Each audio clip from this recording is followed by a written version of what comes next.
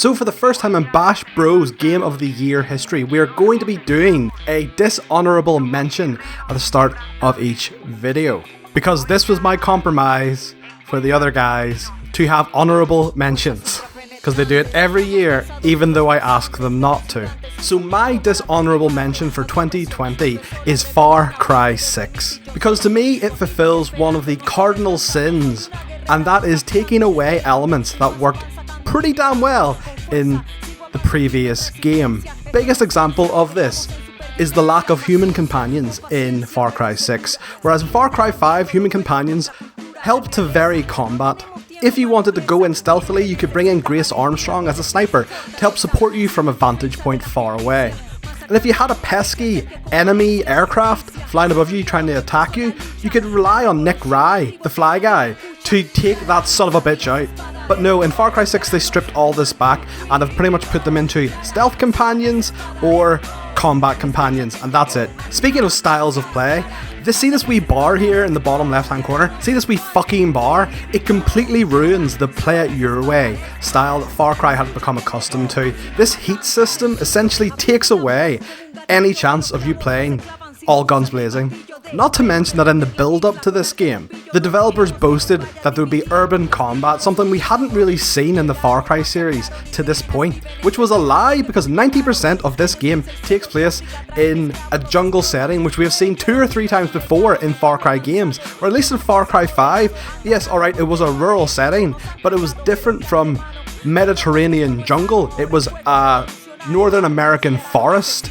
This game, if it was out by itself, would be incredibly average. Like, not bad, but not necessarily great either. It would be a very playable open world shooter, but whenever it's a sequel to Far Cry 5, which in my opinion is the best Far Cry to date, yeah, no, it's shit. It's really, really shit. Okay, that's the bad one out of the way. Let's talk about the good 5. Let's talk about my top 5 of 2021.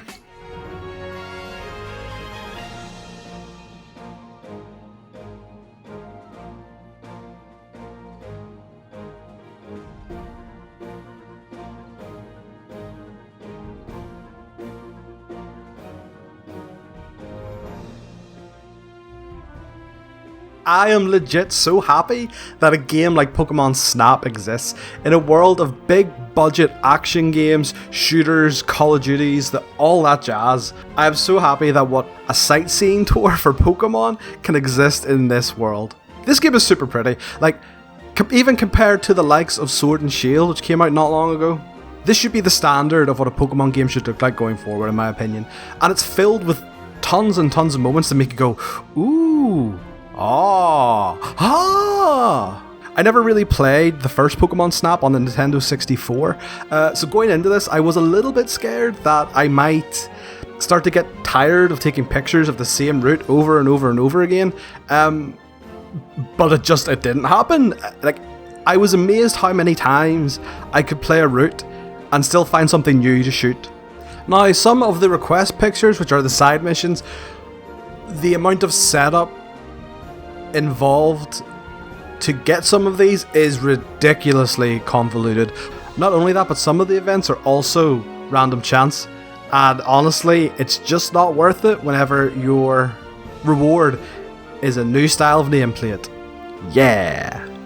I have to say that all my complaints though are such non-factors, because whenever they released the brand new route as free DLC, I immediately went back and I immediately played it. I was 100% on board with this game, and I still am. I am waiting for the next route to be released, because I cannot wait to get back into this game. I cannot wait for the excuse to go back and play this game, and that is why it's my number 5.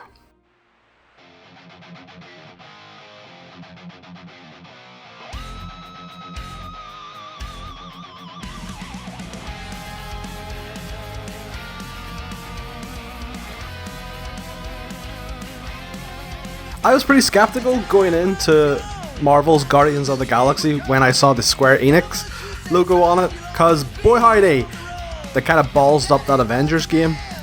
But good news, they didn't balls up the Guardians game. This Guardians game has the amazing ability to capture the feel of both the comics, which might be unfamiliar to a mainstream audience, and the films, which everyone loves. The writing is probably the high point of this game. Amazing characters, each of the Guardians is fleshed out, some of the side characters too, well fleshed out. A great galaxy-saving story with lots of high stakes. Great humour, yes, genuinely some laugh out loud moments. And yet not only good humour, fantastic drama. Like, this game has the feels. This game, it got a lot deeper than I expected a Guardians game to go, with themes of parenthood and loss running throughout the entire story, and I will say the graphics help this drama. Now the gunfights are inoffensive, but not good. They're not great, especially in the latter part of the game where quote-unquote increasing the difficulty equates to let's just throw more waves of enemies at them. That's difficult. It's not. It's just like the combat again. It's not bad, but it's lacking that something to make you enjoy the combat. It just feels paint by numbers. But man, I cannot stress enough how good this game is, especially the story. You have to experience this story.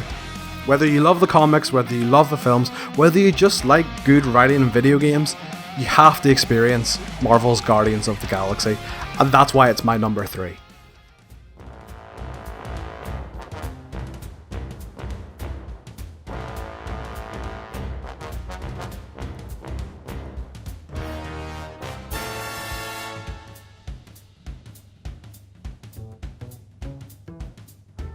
Listeners of Game Club will remember when we did Psychonauts 1, we said there was a lot of good things about this game. The writing, the worlds, it was just the gameplay that was a tad disappointing. Just because it was dated. Now, I don't want to say that Double Fine listened to that and then proceeded to make sure Psychonauts 2 had these things, but what I will say is that those sons of bitches owe me money.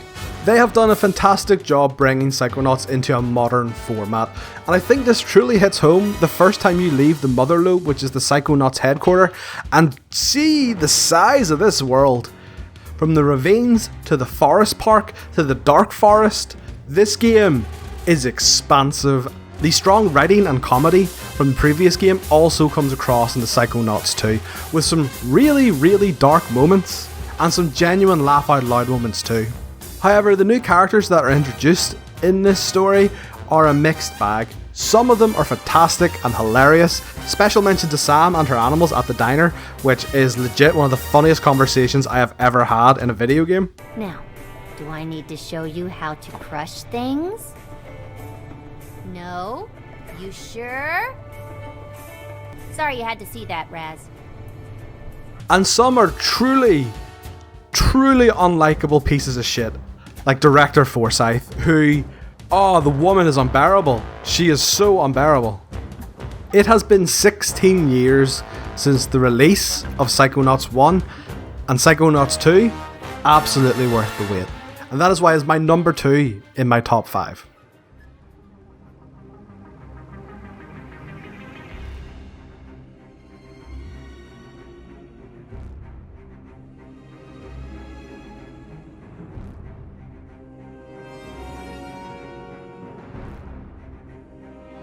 For a long time, Nick and I have said that the PlayStation 5 is lacking a unit mover. It's lacking that one game that people view as a must-have, that they have to go get a PS5 to play this game.